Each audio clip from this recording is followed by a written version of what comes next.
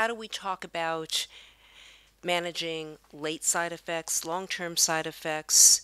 How do you talk about recurrence? So really this is a doctor-patient communication dilemma and addressing a survivorship, long-term survivorship issues. So we're going to start with Dr. Lorenz Jost, who is chair of the ESMO Cancer Patient Working Group. As a medical oncologist, obviously you're aware of communication issues with cancer survivors, and I'm hoping that what you can do is sort of outline the major topics that medical oncologists discuss with their patients regarding health management and late side effects of cancer treatment, and also the risk and issues of recurrence. Yes, that's a sensitive topic with all the patients at the end of the treatment.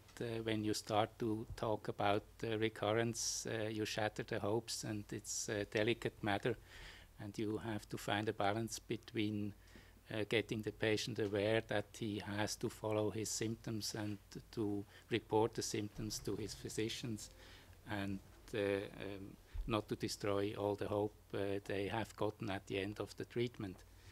And of course, late effects are also of concern, and we have to make the patient aware that they can occur.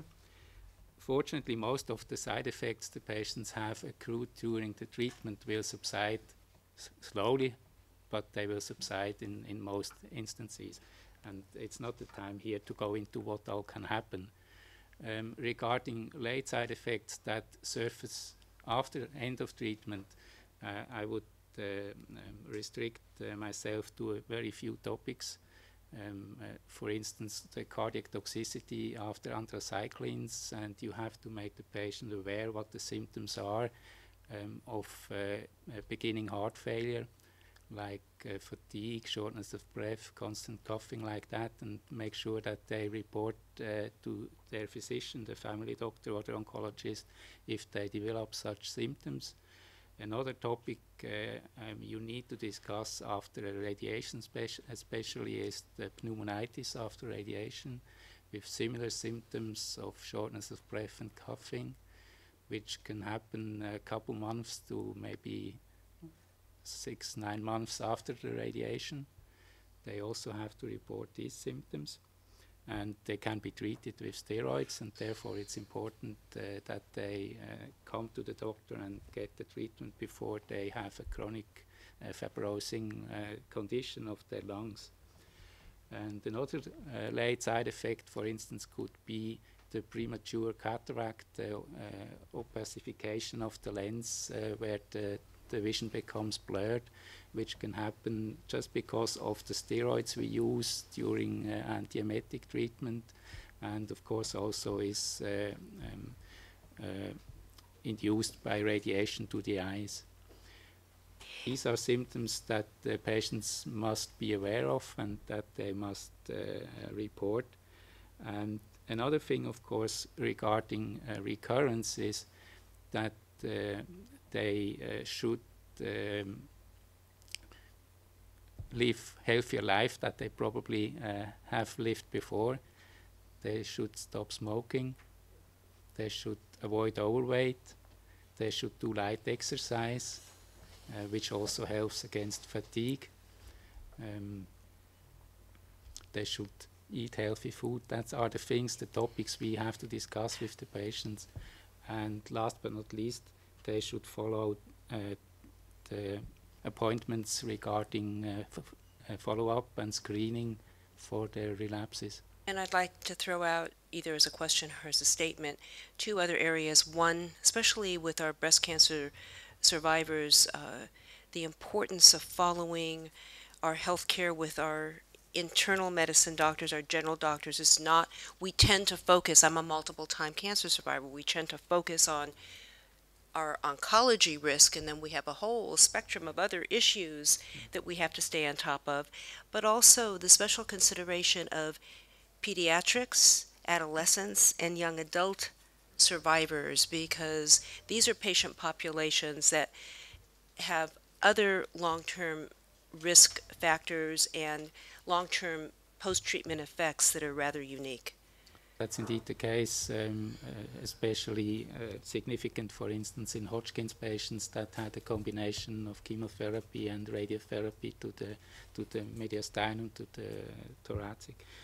And they have not only risk regarding premature cardiac disease, they have also risk, if they are women, of premature breast cancer, and they indeed need to be followed especially carefully to avoid late-stage breast cancer in those patients. Well, talking about prostate cancer and survival, I think we all agree that cancer became a chronic disease, especially prostate cancer. In the first place, means longer survival means more patients, more money. And I disagree with the more money, because there is no more money for our systems. So I have a long list, about 8 points, where I think that you can put it down in one sentence. Good quality care costs less. And this is what we have to achieve. One of my hang-ups is that we do need to revamp the system of phase 3. It's sapping the strength of the industry. It's taking a lot of time before medication comes in the hands of the medical oncologist and the patient. And so I hope that in the future, what we are doing in this Congress is collaborate and make things a little bit closer together and make progress just by providing better, general, and specific patient care. Thank you very much. Professor De Lorenzo, obviously this is a priority discussion for ECPC, so please comment on areas of information that you feel need to be improved upon. Here, because there are several questions. First thing is how to establish a follow-up. I mean, once the cancer patients finish the first part of their therapy, then leaves the oncologist, what should be done? What is the role of the general practitioner? What is the things that the patient has to know and the families? What should they be told about rehabilitation? Because we know that now in Italy we have 2.3 million people that have the cancer diagnosis, and more than 1 million are living since 10 years. But the quality of life for these patients is very poor, because no one told them about sex rehabilitation, about physical rehabilitation, about so many other things. So I think that it's very actually very important, first of all, to see what should be the information that the patient should know in the moment they finish the first part of the therapy, and have from the oncologist also some indication on what might be late effect to a tertiary prevention, because we know that people are becoming more and more chronic, and so it's really a big problem also from an economical point of view.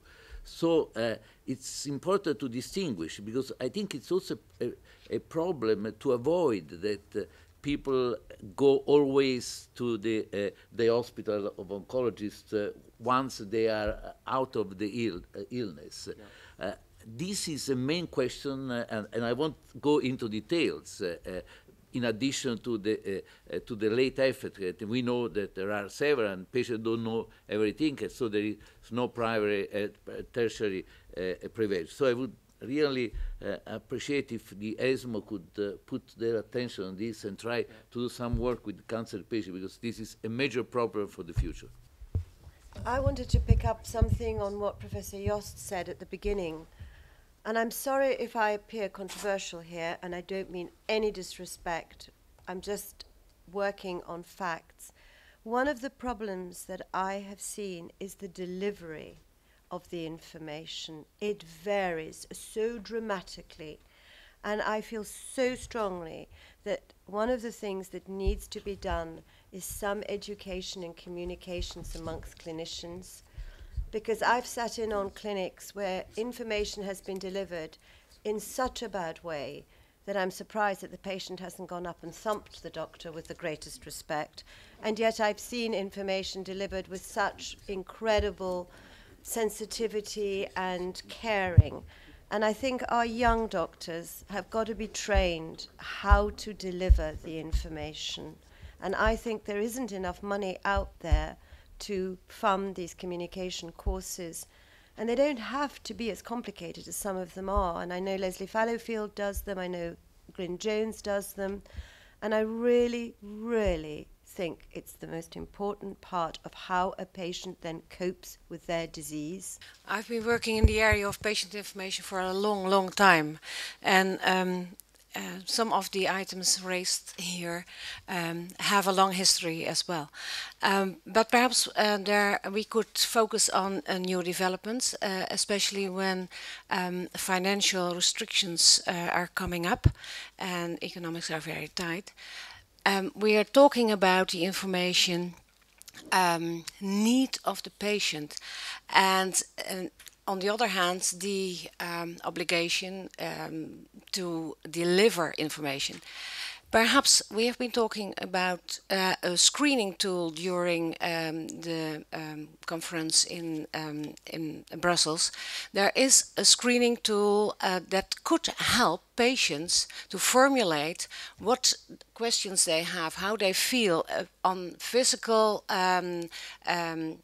physically, mentally, socially, and that could be a helpful tool in a communication with the doctor. Then the doctor knows what's worrying the patient, what questions are open, and perhaps that could stimulate the communication and will make it more tailor-made for the patient. As chair of the ECCO Patient Advisory Committee, along with many of my colleagues here today, I think the fact that these committees exist and ESMO has a patients working group allows for doctors to see that patients are actually present at big meetings like this one, and that multidisciplinarity is not just a word, but it is something that actually does happen, and that we are part of this partnership together. And hopefully this will also allow to change the way that younger doctors look at the patient-doctor relationship, just because we are now being given, and I want to say that this is, we're very happy about this, a more important role in these in the table, around the table where decisions are made. And I think that this is important. I was coming out of the train and I saw patient advocacy in big writing outside as we were getting off, and I thought, yes, well, a lot of medical professionals will be getting off and be looking at this, and it's a term that you wouldn't have seen maybe 10 years ago. So it's a message, and it changes the mindset that people have. Living with cancer as a chronic disease, I think it's very important for patients, because it's not a bad thing. It's actually, if we can learn to coexist with our disease and how we integrate the disease into life, and the longer we are surviving cancer, the more we're going to be learning about some of the side effects that we don't know about today. So it's not a bad thing to begin to present to a patient that you coexist and this is a chronic disease, and along the way, every year of your survivorship, we're going to learn something new about you as an individual.